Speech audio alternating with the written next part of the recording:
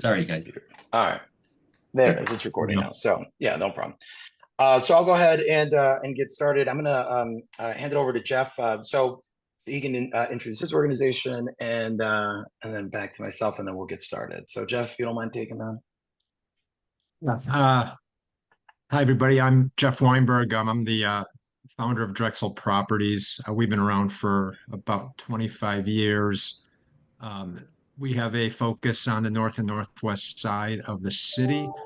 In 2019, um, John Womack, Jim Irwin, myself, a few other people, we were looking at a number of neighborhood groups, and there was nobody covering the northwest side. But we started the organization with the simple idea that people who are housing providers have a responsibility to their tenants and to the community. And we wanted to create a group that had a source for information, education, advocacy on the northwest side of the city. So we're essentially we cover the city west of 9094 and north of 290. So pretty large area, but the Northwest Side Building Coalition covers owners of that geography. We have sessions every other month where we cover various topics from evictions to insurance to whatever the topic du jour is. And we cover the area that is impacted by this new ordinance. Thanks, Jeff. I'll go ahead and introduce myself. As Mike very kindly said, my name is Miguel Chacon. I've been pretty involved with this ordinance since the second we really found out about it, which was not very, we didn't get too much notice. This was an ordinance we were made aware of it on Thursday. That was on the agenda. It was being presented on Tuesday to zoning. And then it passed on Thursday, which was the same day that the ShotSpotter technology was the main focal point of that meeting at City Council. So this has been very, very quick. It seems that the city wasn't even prepared for it. They've had to delay because the Department of Law didn't have the forms that were required. So this impacts all of the Northwest Side. And on one of these, I remind everybody that it's called the Northwest Side, but it's actually the Northwest Side and Pilsen.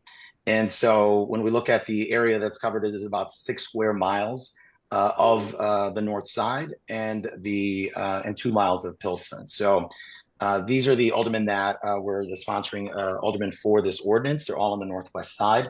And somehow or another, Alderman Sigcho also included all of Pilsen in it. So that's where the ordinance is now.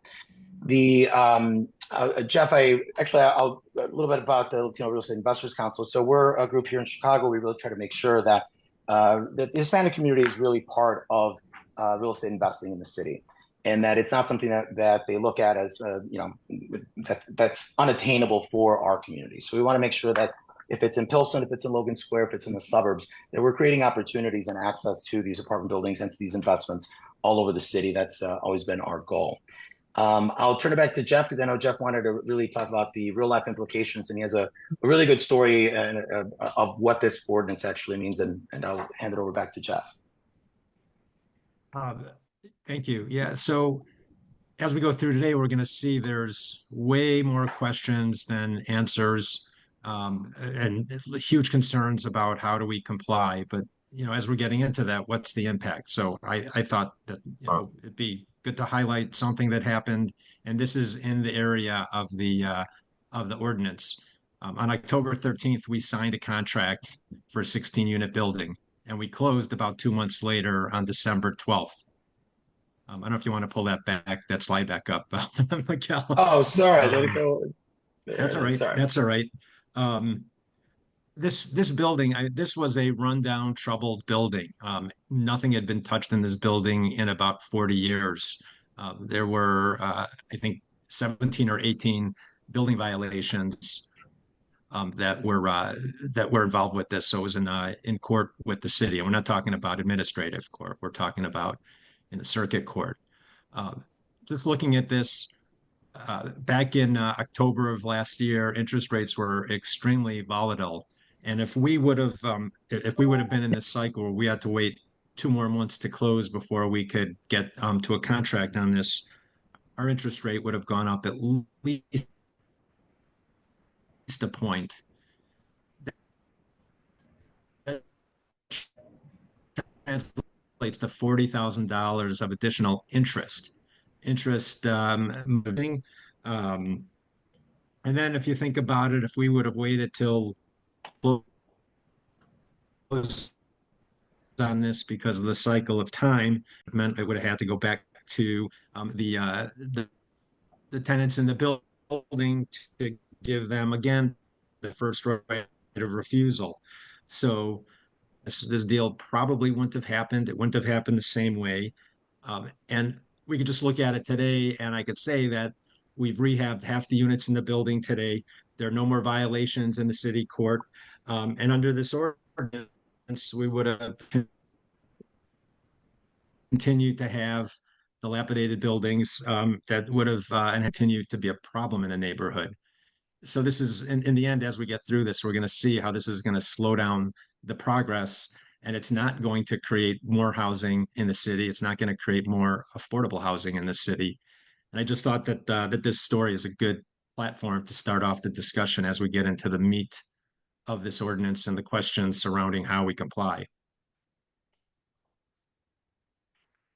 Thanks, Jeff. I also want to apologize. I'm not sure how I'm able to get my name off of the screen, so I realize it's blocking some of the bottom portion of the slides. But just trying to figure out how to do that on my end. I'm feeling a little bit older on my end, but nonetheless, I will switch it over to get Stacy on. So she's going to go ahead and let us know about the demolition ordinance. There are three parts to the demolition, or three parts of the ordinance, and then we're going to have Stacy. So Stacy, if you could unmute and make sure you're on. Sure. I think, can everyone hear me okay? All right, good. I wanted to talk really about the demolition surcharge portion of this ordinance. The pilot program essentially is being extended through December 31st, 2029.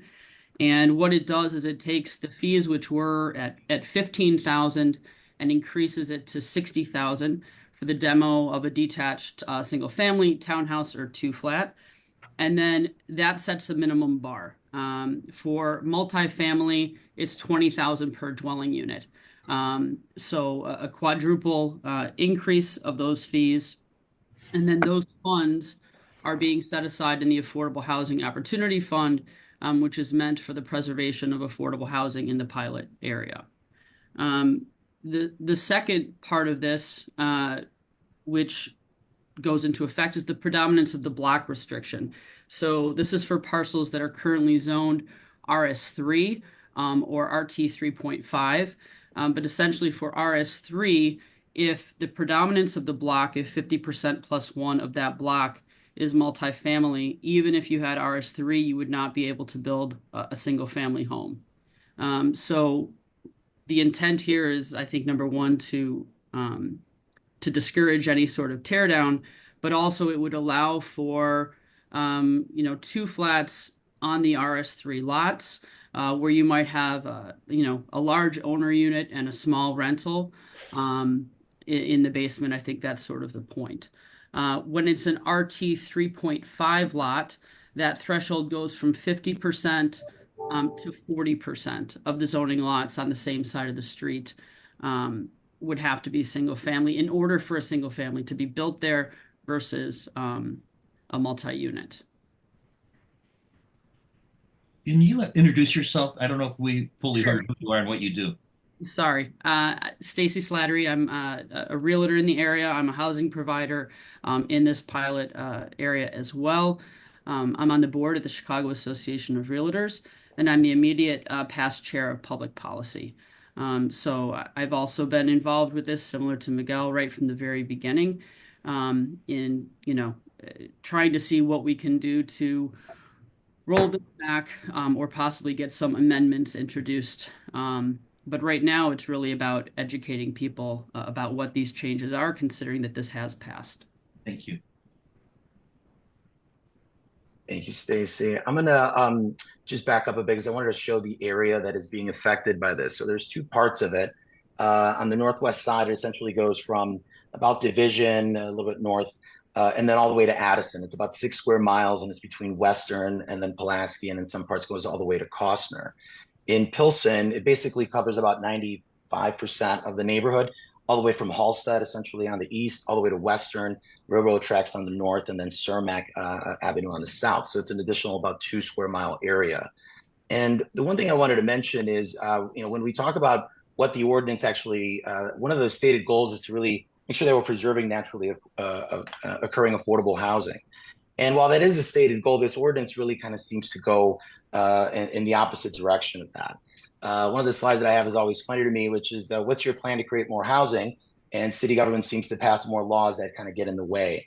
That's exactly what we have here. We're not here to really give an opinion about it. Obviously, I am. But when we look at who's actually providing the naturally occurring affordable housing, the mom and pop individual property owners are actually providing about 72% of all naturally occurring affordable housing in the city. 82% of these owners are individual owners. They own 72% of them just own one building. So while this ordinance seems to believe that all property owners are the same, it's very different. 67% of naturally occurring affordable housing is provided by owners that actually live in their building. 66% is women owned, and for 87% of these property owners, it is their largest asset. So, when we talk about who's this impacting, it's impacting developers and property owners with larger buildings.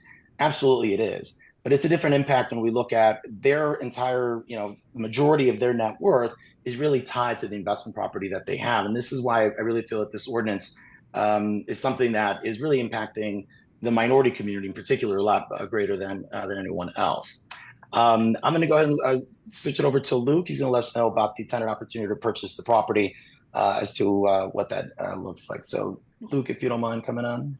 Sure. Thanks, Miguel. So my name is Luke Blahnik. I'm a real estate broker on the Northwest side, and we deal with a lot of buyers and sellers of the 1 to 4 unit property. So I'm going to cover sort of the mechanics of how this tenant opportunity to purchase works, and then talk about some of the ramifications.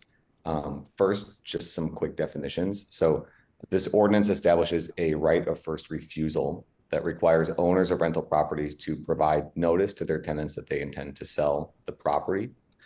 And then the tenant right of first refusal means that the tenants in a rental building have the right to match any offer made by a third party to purchase the building. And that is also referred to as TOPA, or tenant opportunity to purchase. So that's what it is. Let's talk about how it works. So how it works is, before an owner lists a property for sale, you are required to provide notice to your tenants that you're going to sell your property. Not only to your tenants, but also to the Department of Housing that you're going to sell the property. You also need to post a notice at all public entrances to the property. Housing has made those forms available, and Miguel will circulate those to everybody on the call so you can see what those notices look like. That notice includes the name, address, and phone numbers of all owners, the unit mix, so how many units are in the building, and the bedroom and bathroom count, and then the proposed asking price for the property. So if you fail to do that, you've already violated the ordinance and you can be on the hook for damages. There is, can you go back, Miguel? Sorry, one. Sure. There's also, tenants may request a rent roll, a 12-month vacancy of income and expenses of the property, and any other information specified by the commissioner. So this is kind of where we get into sort of unparalleled territory, where normally this information isn't made public, and now it is being made public to the tenants.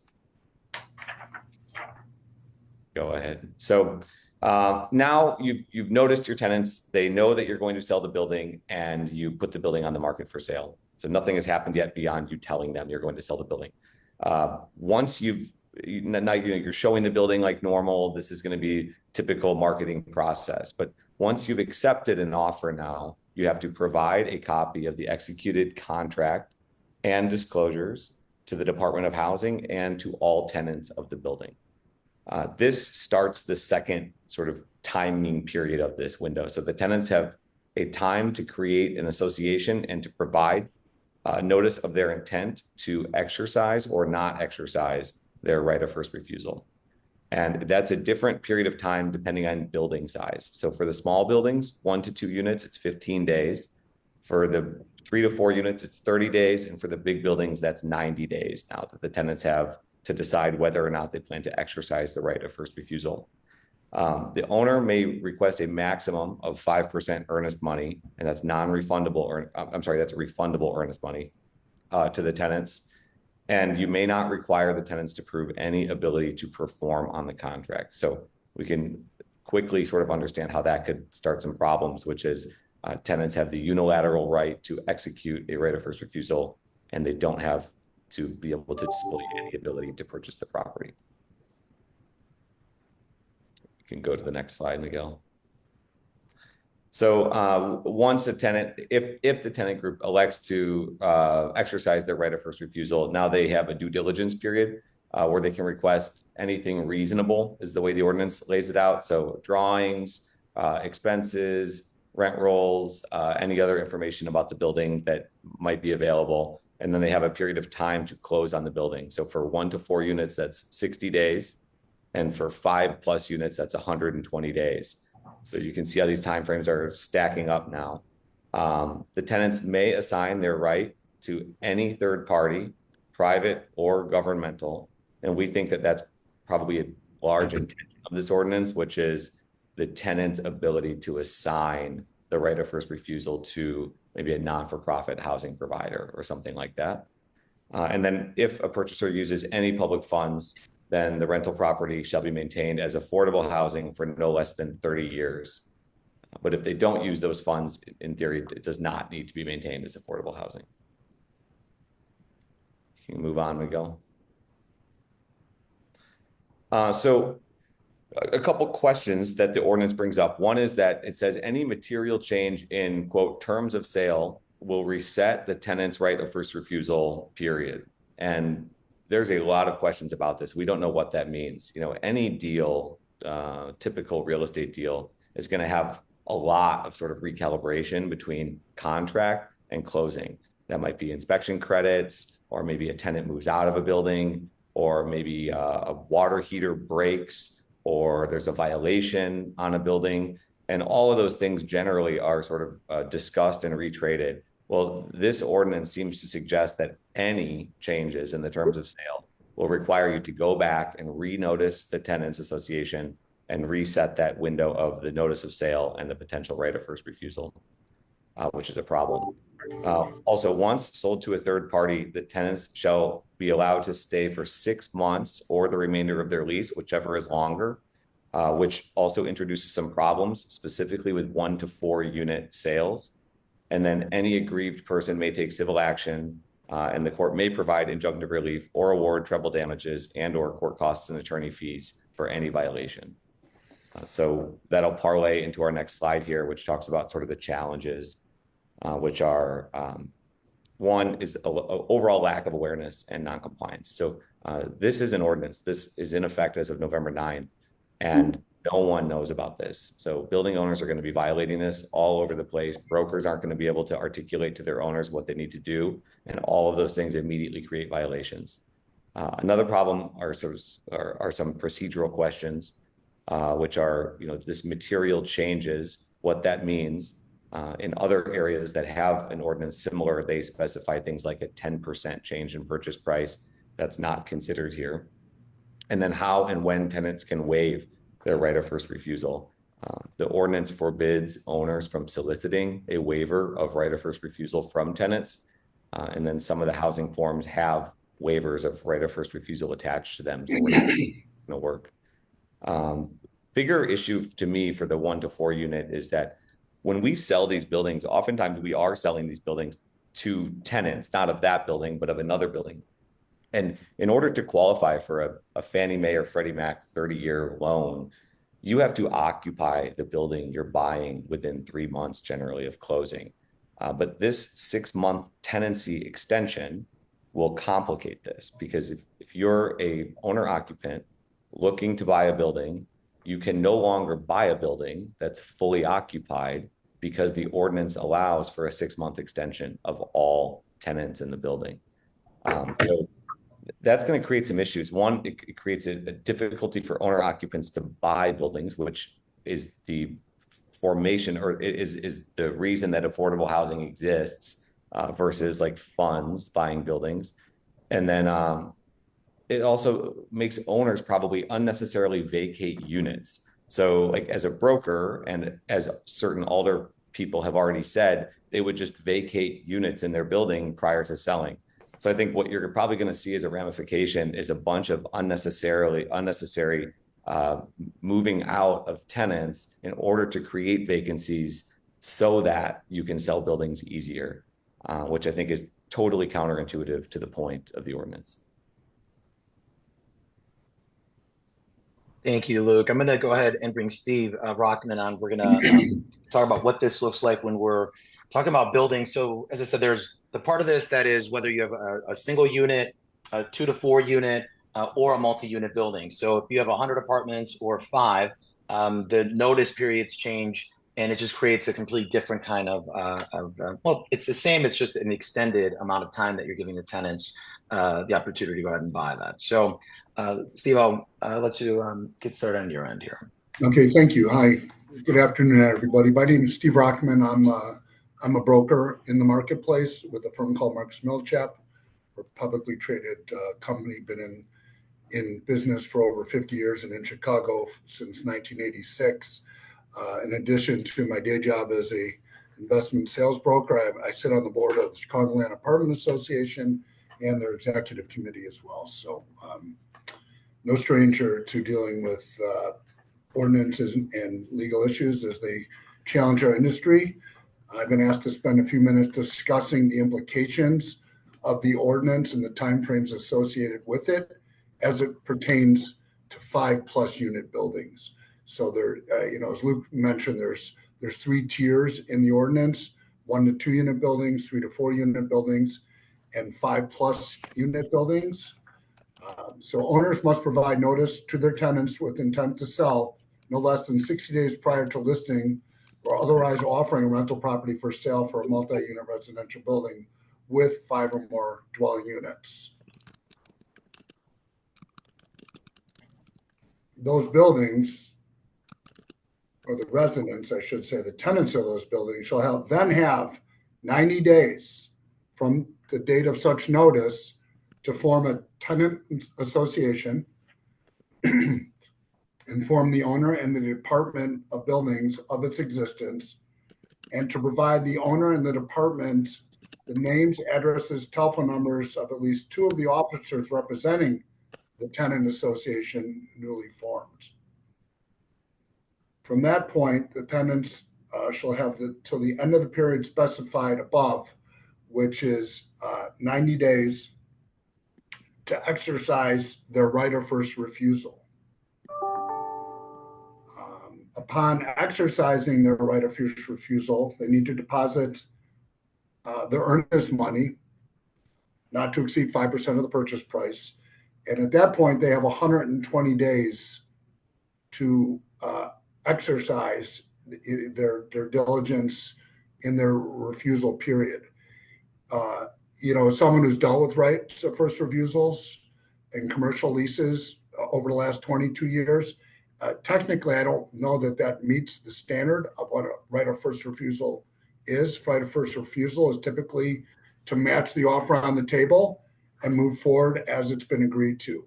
So, if this is truly the language going forward, really strikes me as more of an option for this newly formed tenant association to enter discovery and decide under what terms they would actually want to move forward with the purchase.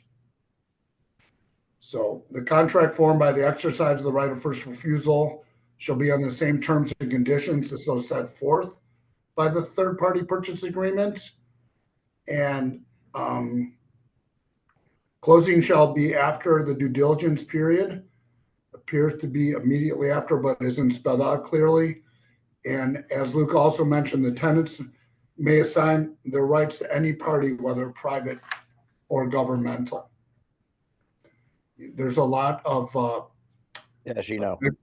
vagaries in there because it doesn't really say much about the financing component, and I think anyone who's been involved with any more than 1 or 2 transactions with anybody knows that securing financing is a big part of the equation here. So my guess is that this is an opportunity to bring in preferred third parties to assign these contracts to. There are exceptions to the rules, including transfer by foreclosure or deed in lieu, bankruptcy proceedings, a tax sale or transfer pursuant to a tax foreclosure, or transfer by devise or intestacy, or any other transfer made in connection with a bona fide effort to pass an interest in real estate to one's devisees or heirs, a transfer between or among spouses, domestic parties, siblings, etc. Further, if a purchaser purchases a rental property and uses any public funds in the purchase, then a rental property shall be maintained as affordable housing for no less than 30 years. And if the tenants waive their rights of first refusal and the owner sells the rental property to a bona fide third-party purchaser, what we would consider an arm's length, transaction, such a purchaser shall allow the current tenants to remain in the respective dwelling units for the longer of 6 months from the effective date of the sale or until each tenant's lease expired at the same terms and condition as before such sale.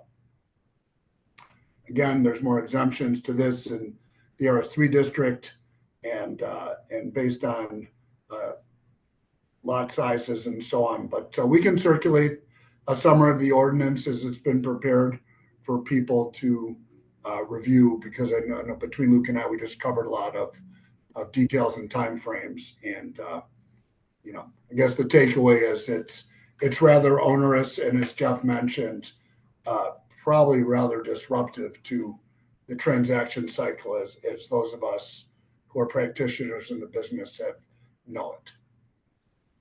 Well, absolutely, Steve. This is very informative. I do want to mention one of the things you said was about the tenants. The tenants they're not allowed to actually waive their rights.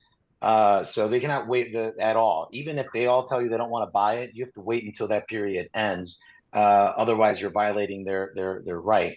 And if let's say a tenant group is buying the building and they have 5% down, we proceed with the whole thing. You are not allowed to ask the financial ability of that buyer or purchaser's financial ability to be able to close on their sale, which is unbelievable. You're not able to get a pre-approval or a bank letter or anything. You just basically have to trust them at their word that they're able to purchase the property. And so it's a bit crazy for anybody who's in real estate to I think, take Miguel, your point's well taken, and it's not that they decline their right of first refusal; it's their failure to form this tenant association that would essentially nullify their right. Yeah, no, absolutely. Thank you very much, Steve. I really appreciate it. I'm gonna bring on Joe Moore, Alderman Moore. I think he's on the call here. So wanted to see if he's able to tell us what is being done. Obviously, there's stuff that's being done on the policy side, trying to get some revisions to this ordinance. I'm not sure if Alderman Moore is on the call here. I am indeed, Miguel. Right there. Thank you so much, Alderman. Good to see you. Good afternoon, everybody. My name is Joe Moore. Many of you may have known me in my previous life as an alderman. I represented the 49th Ward of Chicago for 28 years. I'm now in the private sector. I own my own government affairs and lobbying firm, Joe Moore Strategies. And I have been, NBOA was my client for several years. We took a year break. And then just recently I was brought on in light of what's been going on with regard to this new ordinance and other things going on in city government. As has been plainly noted, there are a lot more questions and answers with this ordinance. The industry was not consulted. It was brought to the city council with very little public debate, unlike other major pieces of legislation, such as an increase in the minimum wage or abolition of tipped wages in the restaurant industry. So we're we are doing two things. Well, we're doing one thing and hopefully many more things. The first thing we immediately did is we prevailed upon one of the sponsors of this ordinance, Alderman Felix Cardona, to introduce an amendment which would delay the implementation date of this ordinance. The ordinance, as it was passed last September, passed the city council last September, had an effective date of the next city council meeting, which was October 9th. We were able to prevail upon the Department of Housing to delay enforcement, but they only agreed to delay it for 1 month. So again, so right now the ordinance will be enforced according to the Department of Housing on November 9th. We met with the sponsors of the ordinance, Alderman Rosa, two of the sponsors of the ordinance, the ones that are taking the lead on this, Alderman Carlos Rosa Ramirez and Alderman Jesse Fuentes. And we asked them if they would consider delaying, requesting the Department of Housing to delay enforcement of the ordinance. And they were going to take it back to the community groups that they've been working with to find out if they would be willing to do that. In the meantime, Alderman Cardona introduced an amendment to the ordinance at the last city council meeting that would delay its enforcement, or would delay the effective date of the ordinance and hence its enforcement for April 1st of next year, 2025. In addition, the amendment also provides a sunset date. This ordinance was labeled a pilot project, and pilot projects are usually projects that are only last a period of time, and then you do an assessment of how the effect of the law is and what its unintended consequences might be. There is no sunset date on a portion of this ordinance. There's a sunset date on a demolition fee increase, but there is no sunset date on the tenant right of first refusal. So the amendment that Alderman Cardona put in has a sunset date of December 31st of 2027. The ordinance was introduced, and not to get too much in the weeds of city council procedure, the sponsors of the ordinance referred the matter not to the committee it was intended to go to, which is the zoning committee, rather to the city council rules committee, where, as the old adage goes, legislation goes to the rules committee to die. Well, we hope that's not the case, and we've been working with our industry partners at the Chicago Association of Realtors to prevail upon the chairman of the rules committee to put it on the agenda for the next rules committee meeting. We're not sure exactly when that meeting will take place, but it probably won't take place until after the effective date of the ordinance, which is another reason why we would very much want to prevail upon the good faith of the sponsors and the Department of Housing to delay implementation of this ordinance. The reason we want to do it is quite simple. We need to get the word out. And there are a heck of a lot more housing providers that are on this call. There are a heck of a lot more housing providers and are members of NBOA, although hopefully one day we'll be able to make that no longer the case. But in the meantime, given that there's been no publicity to this law, and given that we need to have time to get the word out to make sure that housing providers do not unintentionally violate the terms of the ordinance and leave themselves open to a great amount of liability. And also because there are, as I indicated at the beginning, there are more questions than answers about how this ordinance specifically works. And what are the unintended consequences? We need to have those figured out before we begin holding housing providers to this brand new and very onerous ordinance. So how can you help? Well, first of all, we urge you, whether you live in the affected area or not, to contact your local alderman to explain to them why this ordinance is at a minimum, we need to have delay enforcement of this ordinance, and we need to put a sunset provision in. That's the bare minimum. Obviously, we would like this ordinance to be repealed, but the political reality is that's going to be very unlikely. So we should instead pick winnable battles. Another battle we would like to pick is to prevent the expansion of this ordinance to other wards, or heaven forbid, even citywide.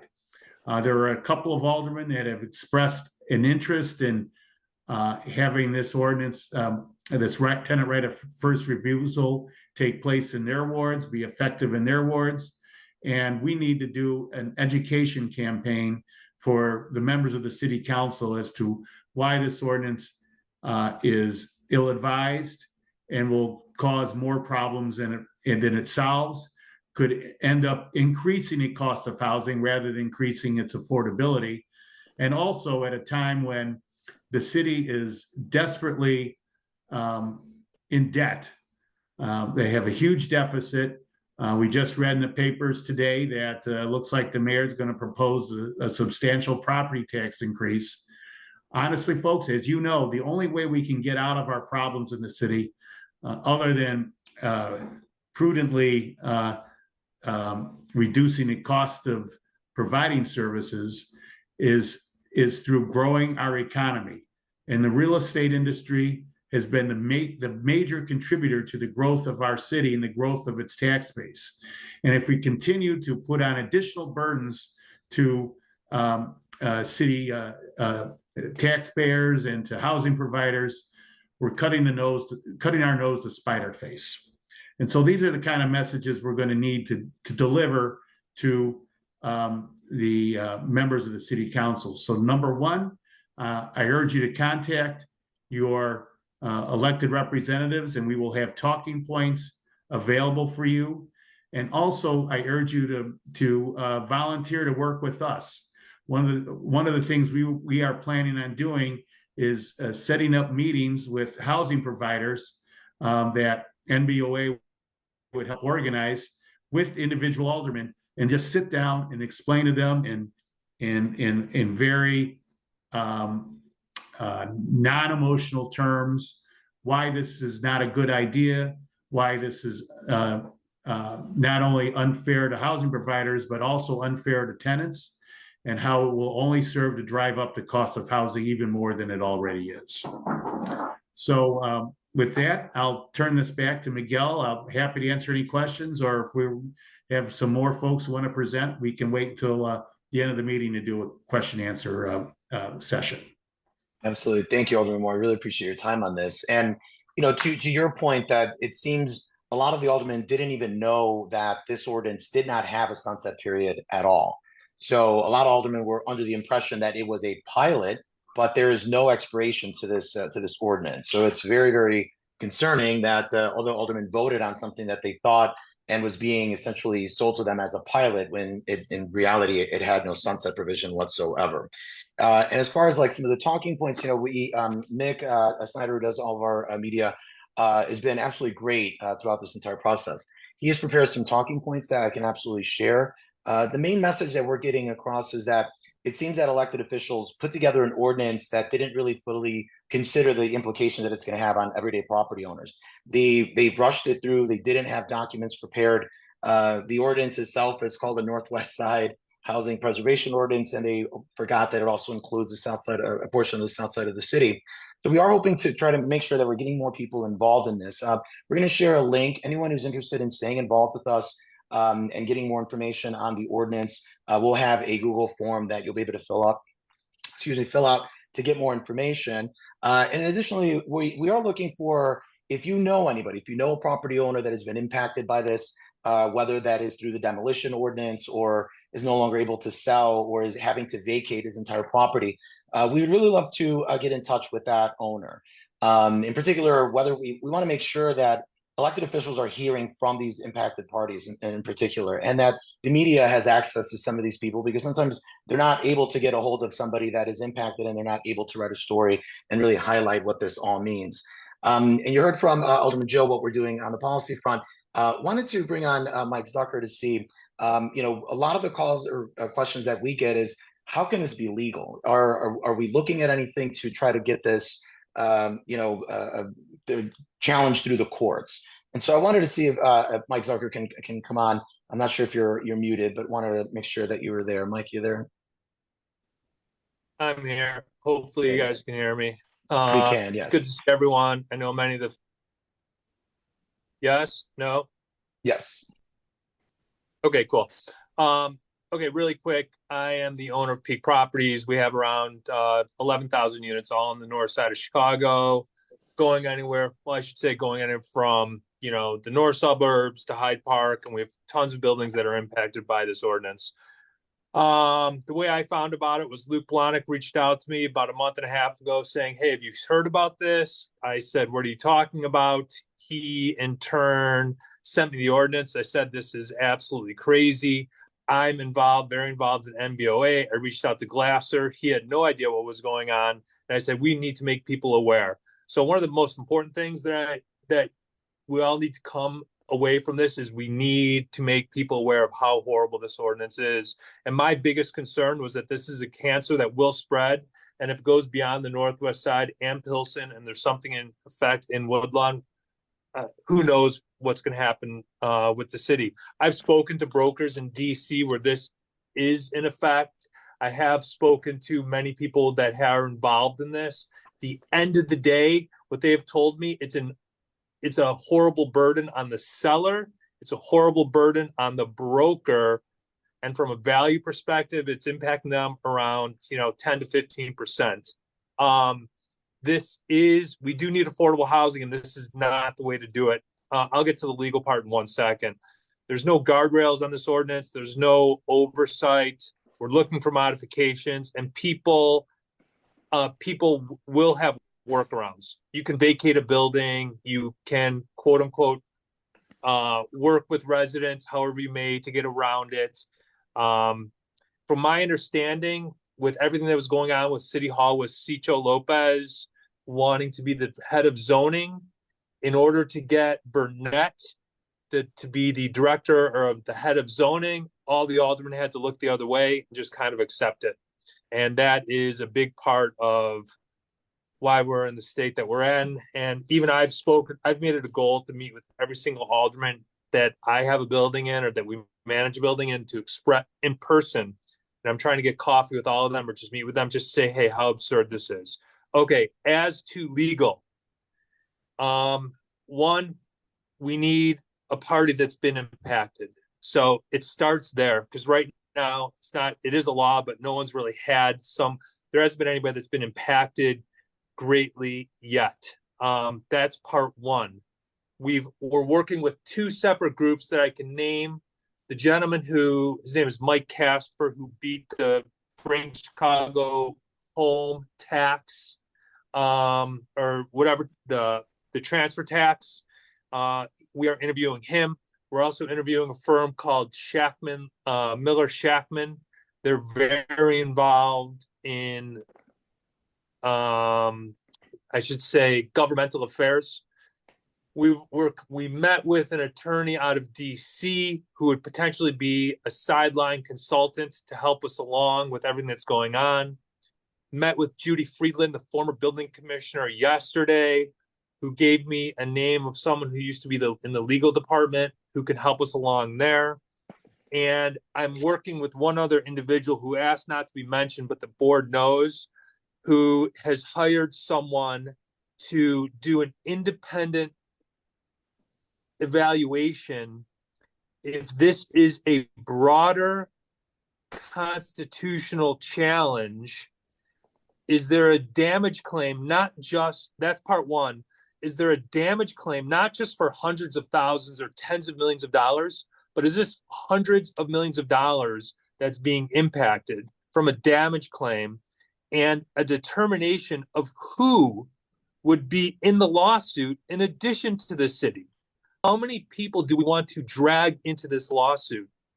So in conclusion, from a legal standpoint, we have a lot of balls in the air, and ultimately the person who will win, what our aldermen are looking at is going to be the person who has the 2 to 4 flat. to someone in the smaller position who's severely impacted and their life savings have been taken away. The people who have the 120 to 250 unit buildings, they feel that there's no way that a group's going to be able to come in and buy their building. An affordable group will be able to buy their building. So they're not so worried. But it's that mid-sized building owner group that they're really looking for someone who's going to be impacted. So along with that, again, a broad constitutional challenge. It's quite simply, it's a taking. It's a violation of your constitutional rights, damage claim, and determination of who would be involved in the lawsuit. So we have a lot of balls in the air. I feel like this has been a second job, and it has been. And there's a great board in place, and hopefully I see a lot of questions flying across, and hopefully Stacy will be able to. A lot of the questions we're not going to have answers. All right, that's it for me, Miguel. No, absolutely. Thank you so much. I know this is a really big topic, and there's a lot to cover there. So it's thanks for all that you're doing on that front. I did want to ask a question, and we're gonna we have been going through a lot of the questions here. Stacy's going to help me in a minute, but I did want to ask a question to Patrick Toohey from I know he's works at a bank. One of the issues that we're seeing is that this is a right of first refusal, and so I wanted to bring Patrick on to ask this question. Is the bank going to be able to finance an acquisition with this existing first right of refusal on there? We know that anything that is on financed by Fannie and Freddie on the institutional side, or even as a condo, if it has a right of first refusal, they won't lend on it. Have you had a chance to get an answer from either the title companies or otherwise? Thanks. Oh, you just muted yourself. Muted. There you are. You're muted. Hey, you're muted. Pat, you muted There you go. yourself. When you look at the 4 sets of forms that have to be executed, and you look at the terms and conditions and the fines and the policy guidelines, et cetera, it absolutely becomes a loan condition. So that loan condition then falls upon the responsibility of the banker, and he's got to work, hand in hand with the seller or if a broker's involved. It obviously creates an entirely level of responsibility that no banker in this town has ever had to execute before. And then you look at, I spoke with a very large title company today, and it took them a few minutes to wrap their head around this. And they actually said, well, we're going to have to create a form that once those forms are executed over that, whatever the specific timeline is, we have to be convinced that the terms and conditions of this ordinance was actually fulfilled. So it adds an entirely new arena when it comes to execution of the finance package. And not a good one. If you're a busy banker, why would you want to take this on? Why wouldn't you just go to where you wouldn't have to deal with all of this liability and responsibility? Well, that's the same position you could take. There's over 150 people on this call. That's the same position you could take as a buyer. If I'm buying a building here in Lincoln Park, I might just say, screw this neighborhood. I don't want to deal with this nonsense. So, title companies right now might be looking the other way, but this is going to become a big issue, and the proof will be in the pudding when we see, we'll be able to track the closings that have happened, over the past 3 years to the next 3 years. Title companies are looking for, a certification of completion similar to like your water cert. And so the way some of the questions that we're trying to have answered is who exactly in Department of Housing is going to be processing that? How long does that process take? So in addition to the timelines that Luke laid out, something that wasn't in there is you're going to have, when you reach the end of all of those obligatory timelines, then all of the proof has to go to Department of Housing. Someone has to verify it and then send you essentially a certificate of completion, of compliance. So that's another piece that is going to add some time as well. And the title company has to wrap their process around that as well. Correct. Well, Stacey, I wanted to bring you on. I know that we've been getting a lot of chat through the chat feature. We're seeing a bunch of questions. Would you mind reading some of those off, and we can take it on the panel or however you'd like. I'm going to kind of go back to the beginning a little bit just to manage it. Is the tenant right of first refusal the tenants collectively or individually?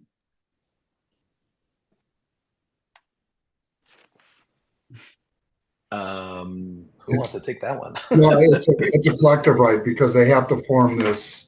They have to form this tenant association. Well, it depends on building size. So Correct. 1 to 2 unit building, a tenant can individually exercise the right of first refusal. For 3 to 4 units, it requires 50%. So for a 3 flat, I guess that would be 2 of the tenants. And for a 4 flat, it could be 2 of the tenants. And then 5 plus, it's 75%. 75%. So you can see how, like with, let's say, a 20 unit building, how difficult it would be to get to that 75% threshold. It's hard to get tenants to want to do anything collectively. And so it seems like a non-starter, but we'll see how it plays out. But Luke, isn't that only if they want to form a tenants association? Can't an individual tenant just step up and say, okay, I'll match this? I think it's individual as well. I don't think so, Jim, but I don't know. Maybe, you're the lawyer. Jim, I think that's one of the questions that we need clarification on, because that isn't clear. Also, what would happen in a 2 flat if both tenants had interest to purchase? Okay, thanks. This is a new question added, right? A 2 flat and you have 2 tenants in there and each of them want to buy it. Now you've got 3 offers that you're trying to negotiate in terms of the first right of refusal. Where does it go? Correct. If I could just weigh in 1 second, hopefully I'm trying to keep track, but hopefully we're taking down these questions that we don't have answers for, because one of the things that we have talked to the Department of Housing about is submitting them a list of questions that we need answers to. And again, we're working with the Chicago Association of Realtors on that. So let's make sure we keep track of these questions that aren't easily answered. All right, I'll move on to the next. Joe, Oh, sorry. real quick comment back to Joe is the aldermen, the couple that I've spoken with, they think that they're talking to people in the industry, but all they're talking with, from what I could gather, are the realtors. They're not talking to owners. Yep.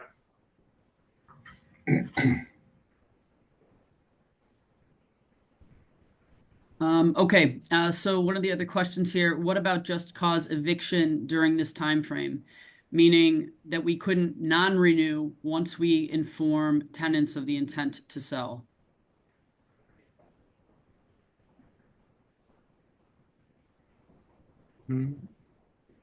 I consider that to be correct, because under the eviction rules, a non-renewal is equivalent to an eviction. So you can't non-renew it. The way the ordinance describes it is no disturbance of any tenancy during the periods during which this ordinance applies.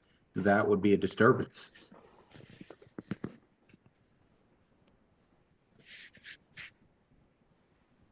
There was a question as to whether or not this applies to 2 to 4 unit owner occupied buildings. It does. There's no exemption for it being an owner occupied building. And then another question, again, specifically more about, have you explored if you could have tenants provide a waiver of the right of first refusal right upon signing their lease? And I have a question. Miguel, you said that they could not exercise that. That was not my understanding. My understanding is that tenants can waive this right, and that at that point you could move forward. That is based on a conversation we had with Department of Housing, and I think we have to re-clarify that. But did you get conflicting information on that? I did. I was under the impression that you were not allowed to even ask the tenants to essentially waive their right. You had to run the whole 30 days or however much time they had in order for essentially you have to run the clock until it's done. So if on the 29th day a tenant says, well, I actually do want to buy it, you have to honor that. Yeah. You can't Again, that's ask them. something we need to clarify with the Department of Housing. We can't answer here. Yeah, and I'll get some clarity on that as well. You can keep going, Well, Stacy. See what other Yes, sir, questions. sorry. And what happens if I'm thinking about selling my building? So I go to the tenants and I run out the 60 days. And I was going to list with the broker, but now it's 90 days and I'm ready to sign with the broker. Does that first 60 days start all over again? Lots of questions. We're gonna be, anybody with questions should submit it to us today because the realtors are submitting a series of questions tomorrow to the city. So if you have any questions, we'll look at the list here.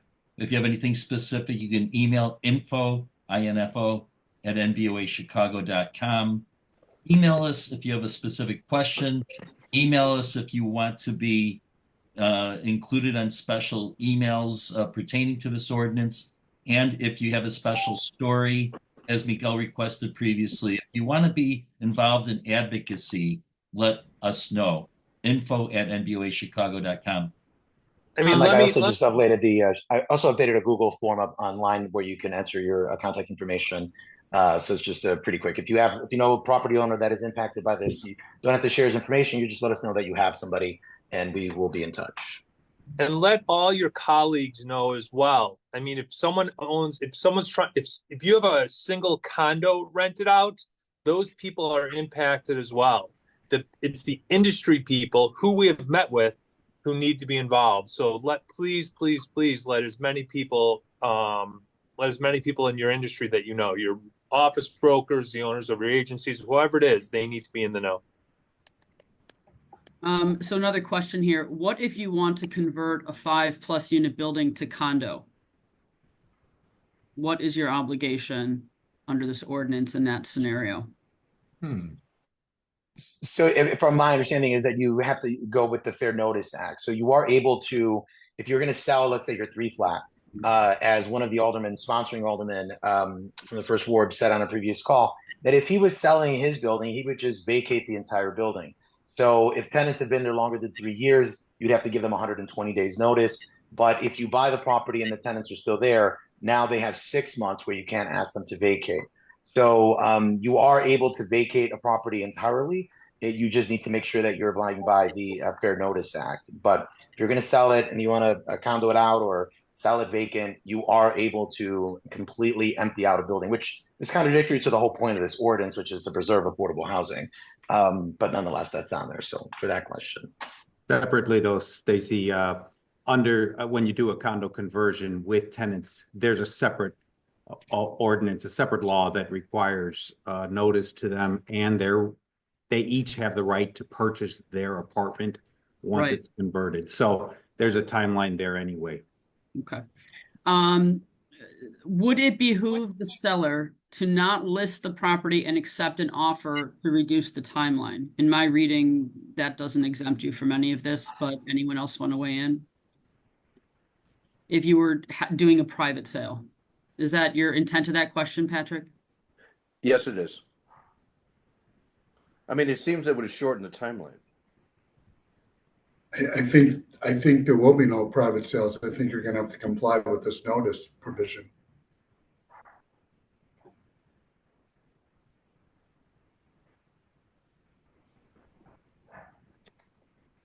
It just seems that it would shorten the timeline a little bit. This is time for maybe one other question, and then we're going to close it out. Just we've gone past our 1 hour. Just want to be respectful of everyone's time. Do you have one other question you want to highlight? Maybe. Sure. One of the questions was: is there anything that would stop tenants from selling their right to a third party or monetizing it in some fashion?